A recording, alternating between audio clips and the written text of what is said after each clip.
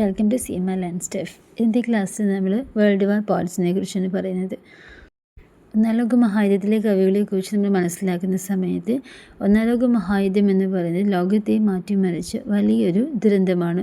അപ്പോൾ ഈ ഒരു യുദ്ധം സാഹിത്യത്തിൽ ഒരുപാട് വലിയ സ്വാധീനമുണ്ടാക്കിയിട്ടുണ്ട്. സോ ഇവിടെ വിൽഫ്രിഡ് ഓവൻ, സിഗ്ഫ്രീഡ് സെസൂൺ, റബർട്ട് ബ്രൂക്ക് പോലെയുള്ള പ്രധാനപ്പെട്ട 3 കവികളെയാണ് നമ്മൾ ആദ്യം ഡീറ്റെയിൽ ആയിട്ട് മനസ്സിലാക്കുന്നത്. ഇവർ ഒരുമിച്ച് നിന്നുകൊണ്ട് തന്നെ ഈ കവികൾ ഈ ഒരു കാലഘട്ടത്തിൻ്റെ ഏറ്റവും പ്രധാനപ്പെട്ട ശബ്ദങ്ങളായിരുന്നു. അതായത് യുദ്ധത്തെക്കുറിച്ചുള്ള ആദർശം മുതൽ നിരാശയും യുദ്ധത്തിൻ്റെ ഭീകരതയും അതുവരെയുള്ള എല്ലാ കാര്യങ്ങളും മുഴുവൻ അനുഭവങ്ങളും അവരുടെ കവിതകളോട് നമുക്ക് കാണാൻ പറ്റും. പക്ഷേ ഇവിടെ നമ്മൾ മനസ്സിലാക്കേണ്ടത് 3 കവികൾക്കും ഒരേ ആശയമല്ല, എല്ലാവരെയും യുദ്ധത്തെക്കുറിച്ച് ഒരേ ആശയങ്ങളല്ല പറയുന്നത്. ഒരാൾ യുദ്ധം തുടങ്ങുന്നതിന് മുന്നേ തന്നെ മരണപ്പെട്ടതുകൊണ്ട് തന്നെ അദ്ദേഹത്തിൻ്റെ അഭിപ്രായത്തിൽ ഈ ഒരു യുദ്ധത്തിനെ കുറിച്ച്, ഈ വാറിനെ കുറിച്ച് പറയുന്നത് വളരെയധികം ഒരു ഹീറോയിക് അറ്റംപ്റ്റിനെ പോലെയാണ്. അതേസമയം ഒരു ധീര കവിത എന്നൊക്കെ പറയുമല്ലോ, വീരചരിതങ്ങൾ എഴുതുന്ന പോലെ. പക്ഷേ അതേസമയം മറ്റൊരു കവിനെ കുറിച്ച് പറയുന്ന സമയത്ത് അദ്ദേഹം ഈ യുദ്ധം എക്സ്പീരിയൻസ് ചെയ്ത ആളാണ്. അപ്പോൾ അദ്ദേഹത്തിൻ്റെ ആശയം മാറുന്നുണ്ട്. ഏറ്റവും അവസാനിക്കാത്ത ഈ യുദ്ധം അല്ലെങ്കിൽ കണ്ടിന്യൂ ചെയ്ത് പോയി ഒരുപാട് നാശനഷ്ടങ്ങൾ ഉണ്ടാക്കി ഒരുപാട് അവസ്ഥകൾ നേരിട്ട് കണ്ട കവിക്ക് ഒരു പക്ഷേ യുദ്ധം ഒരിക്കലും യുദ്ധത്തിന് മുന്നേ ഉണ്ടായിട്ടുള്ള ആ ദേശീയതയുടെ അത്രയും തീവ്രമായ ആഗ്രഹമല്ല അദ്ദേഹത്തിൻ്റെ മനസ്സിലുള്ളത്. അതിൻ്റെ ഭീകരത കണ്ടുകൊണ്ട് അദ്ദേഹം എഴുതിയ ആശയം കുറച്ചുകൂടി വ്യത്യസ്തമായിരിക്കും. അങ്ങനെ 3 കവികൾക്ക് 3 രീതിയിലാണ് ഈ വേൾഡ് വാർ എക്സ്പീരിയൻസ് ചെയ്തിട്ടുള്ളത്. അപ്പോൾ അതിനെക്കുറിച്ചാണ് നമ്മൾ വേൾഡ് വാർ പോയിറ്റ്സിൽ പറയുന്നത്. ആദ്യം പറയുന്നത് Wilfred Owen, the war poet of empathy and pacifism. അതായത് സഹാനുഭൂതിയുടെയും സമാധാനവാദത്തിൻ്റെയും കവി എന്നാണ് അദ്ദേഹം അറിയപ്പെടുന്നത്. അദ്ദേഹം യുദ്ധത്തിൻ്റെ ഏറ്റവും മുൻനിരയിലുണ്ടായിരുന്ന ഒരാളാണ്. അപ്പോൾ അതുകൊണ്ട് തന്നെ അദ്ദേഹത്തിൻ്റെ കവിത എന്ന് പറയുന്നത് യുദ്ധത്തിൻ്റെ എല്ലാ ഭീകരതയും നേരിട്ട് കണ്ട് മനസ്സിലാക്കിയിട്ടുള്ള ഒരാളാണ്. അതുകൊണ്ട് അദ്ദേഹത്തിൻ്റെ കവിതകൾ നമുക്ക് ആ യുദ്ധത്തിൻ്റെ ഭീകരത നേരെ തന്നെ നമുക്ക് മനസ്സിലാക്കാൻ പറ്റും.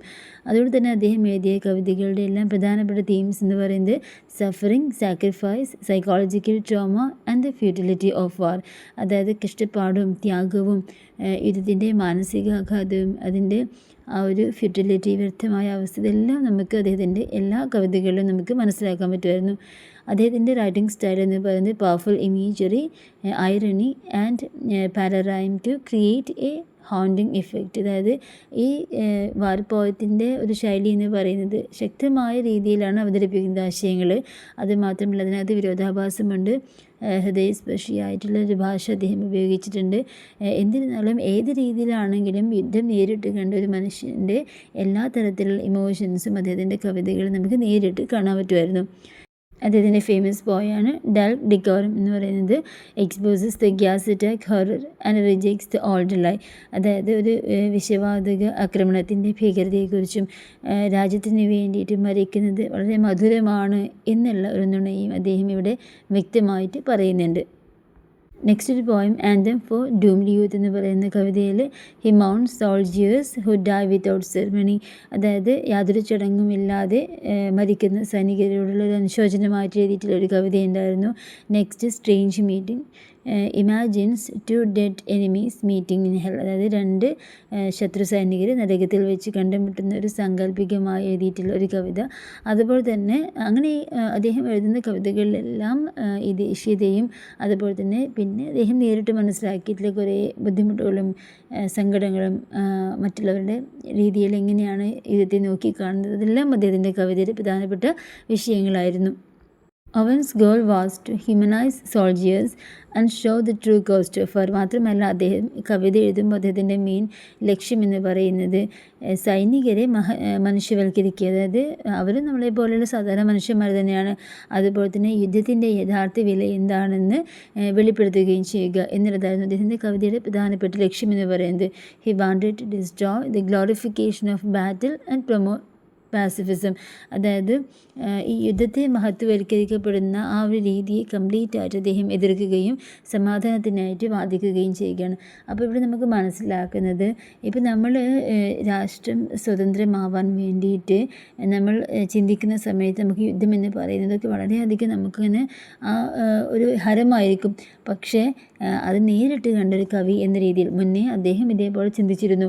പക്ഷേ നേരിട്ട് കണ്ട് മനസ്സിലാക്കി കഴിഞ്ഞപ്പോഴാണ് എത്രമാത്രം അതിൽ സാക്രിഫൈസ് ചെയ്യുന്നുണ്ട് ഓരോ സോൾജിയേഴ്സ് ആണെങ്കിലും ബാക്കിയുള്ളവരും എത്രമാത്രം അതിൽ കഷ്ടപ്പെടുന്നുണ്ട് എന്ന് മനസ്സിലാക്കുമ്പോഴാണ് അദ്ദേഹം ഈ യുദ്ധത്തെ മഹത്വവൽക്കരിക്കുന്ന ആ രീതിയെ അദ്ദേഹം ശക്തമായിട്ട് എതിർക്കുകയും സമാധാനത്തിന് വേണ്ടി വാദിക്കുകയും അദ്ദേഹം ചെയ്തു.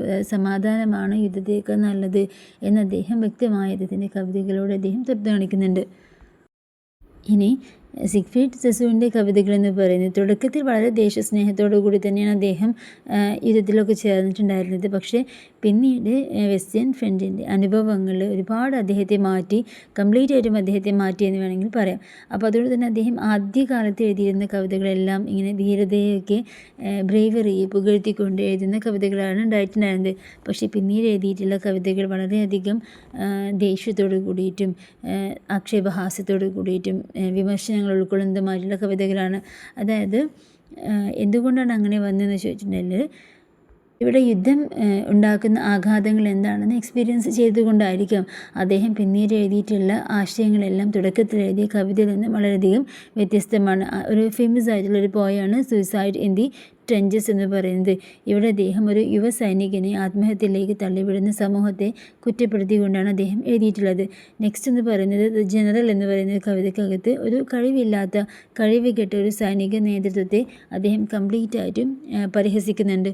അതുപോലെ തന്നെ ഈ വാറിനെ പിന്തുണയ്ക്കുന്ന ആളുകൾ, അതുപോലെ സൈനിക നേതൃത്വത്തെ വളരെ അന്ധമായിട്ട് പിന്തുണയ്ക്കുന്ന ആളുകളൊക്കെ ഉണ്ടാവുമല്ലോ, അവരെല്ലാം അദ്ദേഹം നല്ല രീതിയിൽ വിമർശിച്ചിട്ടുണ്ട് അദ്ദേഹത്തിൻ്റെ കവിതയിലൂടെ. അതായത് സമാധാനമാണ് ഏറ്റവും വലുത്, നേരത്തെ പറഞ്ഞ കവിയുടെ പോലെ തന്നെ യുദ്ധം നേരിട്ട് കണ്ട ഒരാൾക്കാണ് സമാധാനമാണ് യുദ്ധത്തിനേക്കാൾ നല്ലത് എന്ന് പറയാൻ കഴിയുള്ളൂ.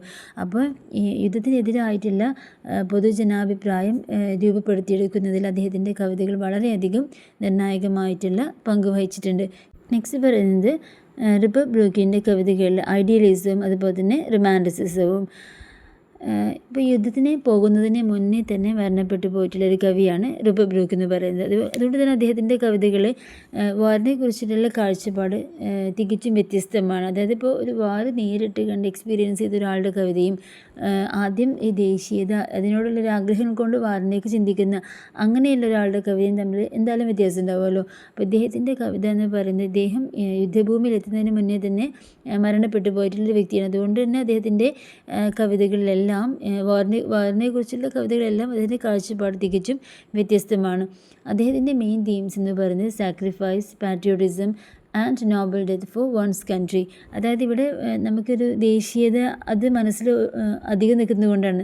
അതായത് നമ്മുടെ രാജ്യത്തിന് വേണ്ടിയിട്ട് ഒരാൾ മരണത്തിന് കീഴടങ്ങുന്നുണ്ട്, സാക്രിഫൈസ് ചെയ്യുന്നുണ്ട്. അപ്പോൾ അതെല്ലാം വളരെയധികം ഭംഗിയായിട്ട് എഴുതിയിട്ടുണ്ട്. പക്ഷേ യുദ്ധം നേരിട്ട് കാണുമ്പോഴാണല്ലോ അത് ഇത്രയധികം തീവ്രമാണ് എന്ന് മനസ്സിലാവുന്നത്, അതിൻ്റെ ബുദ്ധിമുട്ട് മനസ്സിലാവുന്നത്. അപ്പോഴാണ് അങ്ങനെ എഴുതിയ കവികളുടെ കവിതകളും സാധാരണ യുദ്ധം തുടങ്ങുന്നതിന് മുന്നേ എഴുതിയ കവിതകളും തമ്മിലുള്ള വ്യത്യാസം ഇതാണ്. സോ അദ്ദേഹത്തിൻ്റെ പ്രധാനപ്പെട്ട തീംസ് നമ്മൾ പറഞ്ഞത് ഇങ്ങനെ ത്യാഗം, അതുപോലെ ദേശസ്നേഹം, രാജ്യത്തിന് വേണ്ടിയിട്ടുള്ള മഹത്തായ മരണങ്ങളെക്കുറിച്ചൊക്കെ അദ്ദേഹം വളരെ ഭംഗിയായിട്ട് എഴുതിയിട്ടുണ്ട്. അതിനകത്ത് പ്രധാനപ്പെട്ട ഫേമസ് ആയിട്ടുള്ള കവിതകളാണ് ദ സോൾജിയർ. അതുപോലെ തന്നെ അതായത് സോൾജിയർ എന്ന് പറയുന്ന കവിതയ്ക്കകത്ത് പറയുന്നത് ഒരു വിദേശ രാജ്യത്തിൻ്റെ ഒരു മൂലഭാഗം എന്നേക്കുമായിട്ട് ഇംഗ്ലണ്ടാണ് എന്ന് അദ്ദേഹം ആ കവിതയിൽ എഴുതിയിട്ടുണ്ടായിരുന്നു. പിന്നെ അതുപോലെ തന്നെ അദ്ദേഹം എഴുതിയിട്ടുള്ള ആദ്യ കാലഘട്ടത്തിൽ എഴുതിയിട്ടുള്ള സോണറ്റുകളെല്ലാം വളരെയധികം നാഷണലിസ്റ്റിക് സ്പിരിറ്റാണുള്ളത്. അപ്പോൾ യുദ്ധത്തിൻ്റെ ഭീകരത എന്താണെന്ന് മനസ്സിലാക്കുന്നതിന് വളരെ മുന്നേ തന്നെയാണ് അദ്ദേഹം കവിതകൾ എഴുതിയിട്ടുള്ളത്. അതുകൊണ്ട് തന്നെ നേരത്തെ നമ്മൾ പറഞ്ഞിട്ടുള്ള സിഗ്ഫ്രീഡ് സെസൂണിൻ്റെയും അതുപോലെ വിൽഫ്രഡ് ഓവൻ്റെയും എല്ലാം കവിതകളിൽ നിന്ന് വളരെ വ്യത്യസ്തമാണ് ഇദ്ദേഹത്തിൻ്റെ കവിതകൾ. നമ്മളിവിടെ മനസ്സിലാക്കിയിട്ടുള്ളത് ഈ മൂന്ന് കവികളും ചേർന്ന് അവരുടെ കവിതകളിലൂടെ ഒന്നാം ലോക മഹായുദ്ധത്തെക്കുറിച്ചിട്ടുള്ളൊരു കംപ്ലീറ്റ് ചിത്രം നമുക്ക് നൽകുന്നുണ്ട്. അപ്പോൾ എന്താണ് വ്യത്യാസം ചോദിച്ചു കഴിഞ്ഞാൽ, ബ്രൂക്കിൻ്റെ കവിതകളിൽ ഈ യുദ്ധം തുടങ്ങുന്നതിന് മുന്നേയുള്ള ഒരു ആദർശവും ഉത്സാഹവും ഒക്കെ നമുക്ക് ആ കവിതകളിൽ കാണാൻ പറ്റും. സെസോവിൻ്റെ കവിതകളിൽ പക്ഷേ യുദ്ധം നേരിട്ട് കണ്ടുകൊണ്ട് തന്നെ അതിനോടുള്ള ദേഷ്യവും അതുപോലെ നിരാശയുമാണ് മനസ്സിലാക്കുന്നത്. കാരണം ഓരോ വ്യക്തികളും മനുഷ്യരല്ലേ. അപ്പോൾ ആ യുദ്ധമുണ്ടാക്കുന്ന ഭീകരത എത്രമാത്രം സമൂഹത്തിനെ ബാധിക്കുന്നുണ്ടെന്ന് നേരിട്ട് കണ്ടപ്പോൾ എഴുതിയിട്ടുള്ള കവിതകൾ തികച്ചും വ്യത്യസ്തമാണ് ബ്രൂക്കിൽ നിന്ന്. അതുപോലെ തന്നെ ഓവൻ്റെ കവിതകളിൽ ഈ ഒരു എംപതി ആൻഡ് ട്രാജഡി, ഈ യുദ്ധമുണ്ടാക്കിയിട്ടുള്ള ദുരന്തവും അതിനോടുള്ള ഒരു നേർക്കാഴ്ച, അതായത് കണ്ടു കഴിഞ്ഞിട്ടുള്ള സഹാനുഭൂതിയും എല്ലാം ഇദ്ദേഹത്തിൻ്റെ കവിതകളിൽ നമുക്ക് കാണാൻ പറ്റുന്നുണ്ട്. അപ്പോൾ ഓരോ കവിതകളിലും ചില സമയത്ത് ചില വെല്ലുവിളികളുണ്ടായിരിക്കും, ചില സമയത്ത് മരിച്ച ആളുകളെ നമ്മളുടെ മുമ്പിലേക്ക് ഓർമ്മിപ്പിക്കുന്നുണ്ട്, യുദ്ധത്തെക്കുറിച്ച് നമ്മളെ വീണ്ടും ചിന്തിപ്പിക്കുന്നുണ്ട്. ഒന്നാം ലോക മഹായുദ്ധത്തിൻ്റെ ഒരുപാട് നഷ്ടങ്ങൾ ഒരിക്കലും മറക്കപ്പെടാതിരിക്കാൻ അവരുടെ ശബ്ദങ്ങൾ ഇപ്പോഴും നമ്മളുടെ മുന്നിലുണ്ട്. അതായത് എന്താണ് ഈ വേൾഡ് വാർ ഫസ്റ്റിൽ സംഭവിച്ചിട്ടുള്ളത്, എത്രമാത്രം ഭീകരമായിരുന്നു അത് എന്നുള്ളത് ഇവരുടെ കവിതകളിലൂടെ നമുക്ക് മനസ്സിലാക്കാൻ പറ്റും. അപ്പോൾ നേരത്തെ ക്ലാസ്സിൽ ഞാൻ പറഞ്ഞ പോലെ തന്നെ വാൾ പോയിൻറ്റ്സിൻ്റെ കവിതകൾ നമുക്ക് സെപ്പറേറ്റ് എടുത്ത് പഠിക്കാനുണ്ട്. അപ്പോൾ ആ ഒരു പോയം ഏതാണെങ്കിലും അത് പഠിക്കുന്ന സമയത്ത് എന്താണ് വാർ പോയിൻറ്റ്സിൻ്റെ പ്രത്യേകത, ഏത് പോയിറ്റിനെയാണ് നമുക്ക് പഠിക്കാനുള്ളത്, അതും ഇൻട്രൊഡക്ഷനിൽ എഴുതുക. അതേപോലെ തന്നെ എന്താണ് വാർ പോയിംസ്, എന്തുകൊണ്ടാണ് അത് എഴുതിയിട്ടുള്ളത്, അല്ലെങ്കിൽ ആ ഒരു സാഹചര്യത്തെ എങ്ങനെയാണ് അവരുടെ കവിതകളിലൂടെ ആവിഷ്കരിച്ചിട്ടുള്ളത് എന്നുള്ളത് ഈ ഒരു ഇൻട്രൊഡക്ഷൻ എടുത്തിട്ട് വേണം നിങ്ങൾ ആ ഒരു പോയത്തിലേക്ക് പോകാൻ വേണ്ടിയിട്ട്. Thank you so much.